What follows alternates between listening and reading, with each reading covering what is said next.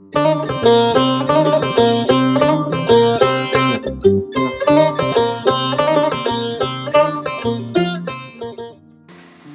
buyurun. Çok güzel bir pilav hazırlıyorum. Özbek pilavı. Kuzu etli, bol havuçlu. Beklerim akşama yemeğe. Tamam olur, anlaştık. Evet sevgili seyircilerim, mutfağıma, kanalıma hoş geldiniz, sefalar getirdiniz. Bugün sizlere güzel bir Özbek pilavı hazırlayacağım. Özbek pilavımız kuzu etli olup bol havuçlu ve içinde nohutu pirinciyle güzel böyle lezzetli bir pilav olacak. Pilavımız için burada 700 gram kuzu etimiz var. Biraz böyle orta yağlı olursa çok güzel olur sevgili seyirciler. 5 tane havuç, 4 tane soğan, 1 çay bardağı üzüm. Bu böyle sarı olan var. Bir de bunun biraz daha koyu renkli olanlar var. Onlar da olur. 2 su bardağı haşlanmış nohut, 4 su bardağı pirinç, 1 çay kaşığı kimyon, 1 çay kaşığı da içinde zerdeçal olacak. 1 çay bardağına yakın sıvı yağ, biraz da karabibere ihtiyacımız var. Su miktarlarını inşallah ilerleyen vakitlerde sizlerle paylaşacağım. Ama öncelikle tenceremin altını hemen yakmıştım ısınsın ki hızlıca başlayabilirim diye. Evet, burada önce yağını vereceğiz sevgili seyirciler. Çiçek yağı biraz bolca gidiyor. Bayağı bir Özbekistan'a hiç nasip olmadı gitmek ama videolarını izledim. Büyük kazanlarda pişiriyorlar. Biz de kendi kazanımızda, kendimize göre hazır olan kazanın içine önce çiçek yağını döktüm. Normalde orada baktığımda bayağı bir bol yağ kullanıyorlar. Ben şimdi yarım çay bardağı döktüm. Yetmezse biraz daha ilave ederim ilerleyen dakikalarda. Hemen tenceremizin içine kuşbaşı doğranmış, hatta biraz daha küçük doğranmış kuzu etini alıyorum. Ne kadar? 700 gram. Dedik ya, biraz önce misafirleri davet ettik. Soframızda bereket olur inşallah. Ne kadar çok insan gelirse o kadar bereketli olur sofralarımız. Evet, şimdi kuzu eti alındı. Çiçek yağı ile buluştu. Önce burası sulanacak. Ondan sonra bol soğan ve havuçları gelmeye başlar. Şimdi öncelikle burası bir sulansın, suyunu çekmeye başlasın. Hemen soğanı ve havucunu doğruyorum o sırada.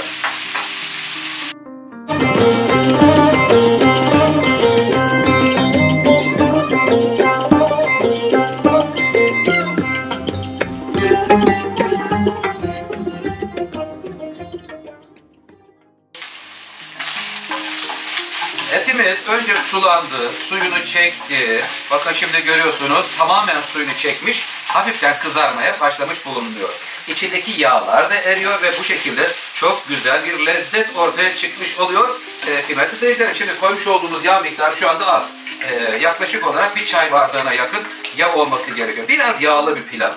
Çünkü bu pilavın yağlı olduğu zaman lezzetli bir hale dönüşüyor. Tam bir ziyafet sofrası olabilecek bir pilav. Ev halkı, gelen misafirlerinizin unutamayacak güzel bir lezzet hazırlıyor. Oktay Usta sizler için hemen doğramış olduğum yarım piyaz doğradığım soğanı alıyorum. Bol malzemeli ve güzel lezzetli bir pilav olacak sevgili seyircilerim. Tam bizim damak tadımıza uygun bir pilav. Şimdi soğanlar geldi etin üstüne. Bol malzemeleri. Şimdi de soğanlarla kavrulmaya devam ederken hemen havucunu doğrayıp havuçları da tencerenin içine alacağız.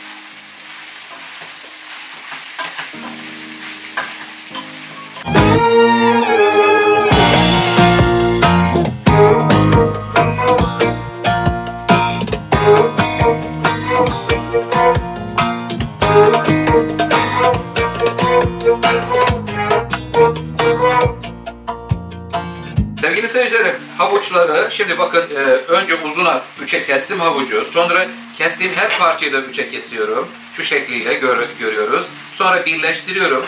Birleştirdikten sonra da 3'e kesiyorum. Ve böyle iri parçalı oluyor havuçlar sevgili seyirciler. Böyle iri olacak. Ve şimdi bol havuç, eti, soğanı ile böyle bir tencere dolusu pilav çıkacak ortaya. Vay maşallah şu bolluğa bakın. Ben bu tencerede pişirmeyi planlıyorum ama inşallah pişirebilirim. Bakalım kısmete ne olacak sevgili seyirciler. Evet, şimdi kuzu eti, soğan, havuç güzelce alındı. Burada önce etler, sonra soğan, soğanlardan sonra havuçlar geliyor. Bir kavuracağız. Biraz kavrulduktan sonra suyunu vereceğiz. 2 bardak su vereceğim. Sebzeler pişecekler öncelikle. Sonra sebzeler burada pişerken sevgili seyirciler, şu aşamada hatta bak burası böyle pişerken hemen şurada tuz ekleyip sıcak su koyup pirincimizi bir 15 dakika tuzlu suda bekleteceğiz. 2 tatlı kaşığı kadar tuz koydum. Böyle kar gibi renginin beyaz olmasını istiyorum çünkü. Hemen üzerine sıcak su vereyim. Sıcak ama kaynar su değil, bakın. Sıcak suyla kaynar su farklı şeyler. Şimdi sıcak su ortalama 45 derece civarlarında, 40 derece. Şöyle suyumuzu verdik. Burada pirincimiz tuzlu suda ıslanacak. 15 dakika ıslatıyoruz. Sonra yıkayıp süzdürüyoruz. Kullanıma hazır hale gelmiş olacak. Nohut da burada. Şimdi hemen soğanımızı, etimizi, havucumuzu görelim. Şimdi burada kavuruyoruz ki rahiyası ortaya çıksın. Havucun hem vitamini açığa çıkmış oluyor hem de o turuncu rengini bırakmış oluyor sevgili seyirciler. Evet, şimdi önce sebzeleri kavuruyoruz. Yaklaşık olarak burayı 15 dakika böyle kavuracağız.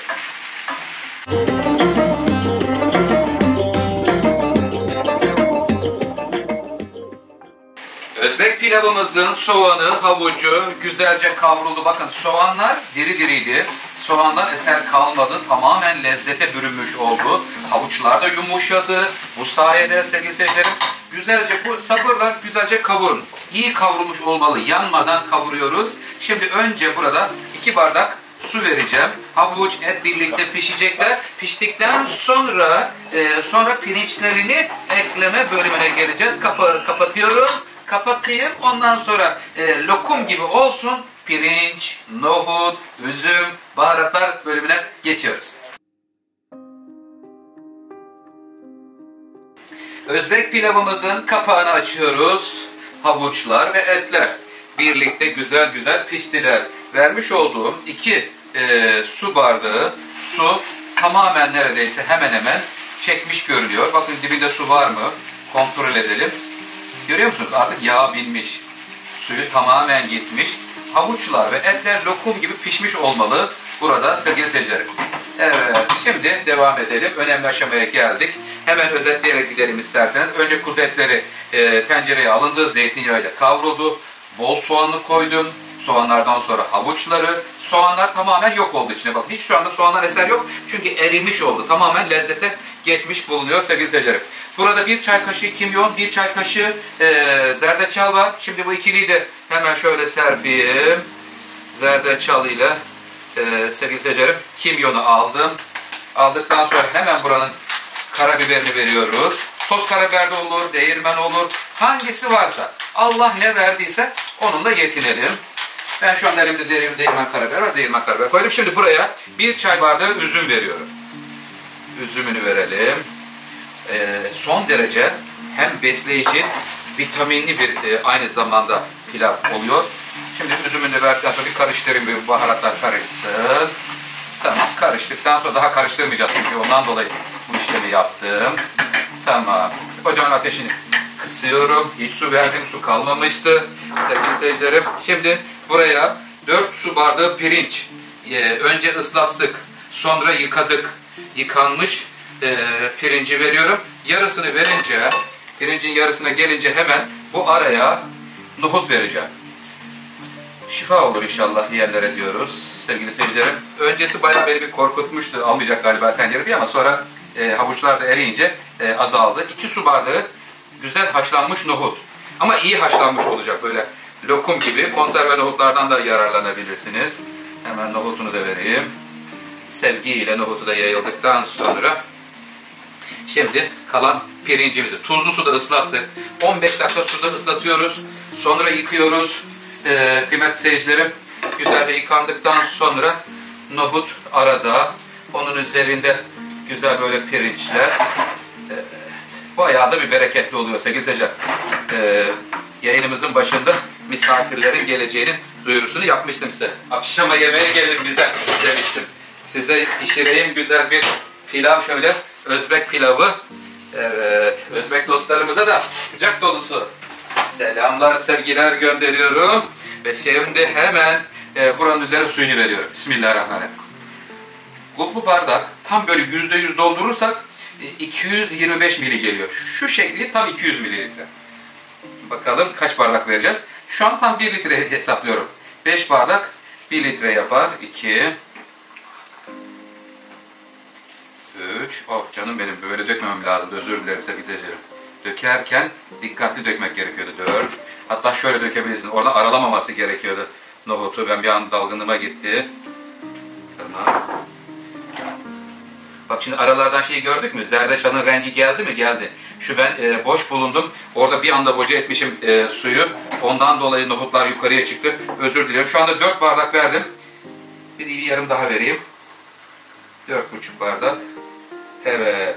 Su ölçümüz 4,5 su bardağı. Pirincini verdikten sonra kapağını... tuzunu verdik mi? Tuzunu vermedik. Vermedik değil mi çocuklar? Tamam, az daha unutuyordum sevgili seyirciler. Evet, şimdi hemen tuzunu ekliyorum. Tuz konusunda herkes damak zevkine göre ayarlayabilir. Hafiften şöyle bir salladım. Tamam. Kapağını kapatıyorum.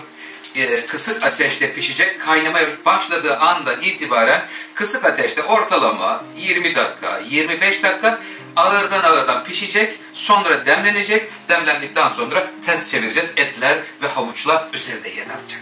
Şimdi bekliyoruz kısık ateşte pişmesi için.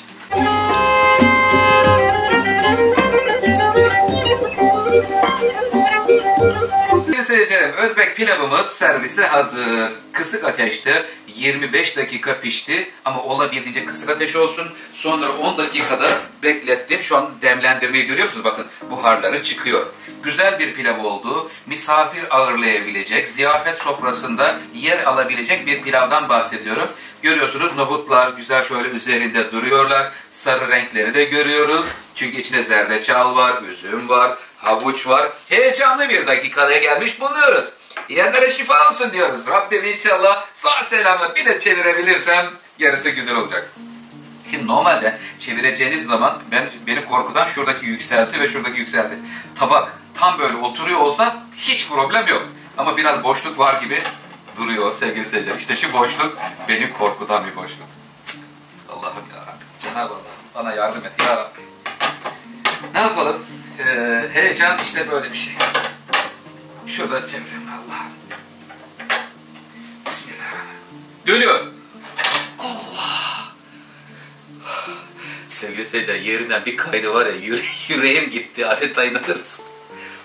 Canım benim, niye öyle yaptın? Evet, demek ki daha böyle tam içine oturabilecek bir tabak seçmeliymişim demek ki. Ayrılacaksın mı? Yavaş yavaş sevgiyle ayrıldı, gel bakayım.